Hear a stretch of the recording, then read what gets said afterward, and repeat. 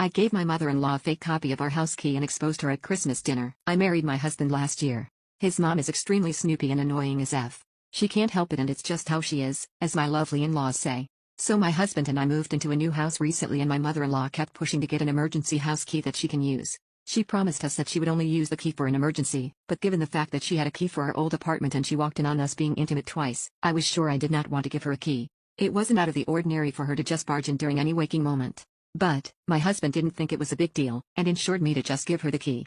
I just felt like I couldn't trust this woman, but since she kept pushing, I gave in and gave her a key. But little did she know, I had sent her a fake key, and no one knew besides me. She had the most smug look on her face when I hand-delivered her the key. She was so happy to take back her control. So weeks go by, and on Christmas dinner my mother-in-law angrily calls me out in front of the entire family that I gave her a fake key. She shamed me for doing this in front of everybody, and told everybody how disrespectful I am.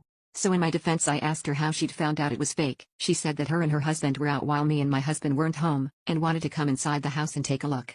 So at that point I reminded her, "Didn't you say you would only use it if there was an emergency? So basically you tried to get in when there was no emergency, breaking the promise that you made to us." She started to go red in the face and everyone started to stare at her. Some of the family even laughed at her for how red she was. She then got up from her seat and ran into the bathroom where she had the biggest meltdown I've ever seen. I've never heard a 60-plus-year-old woman throw a tantrum.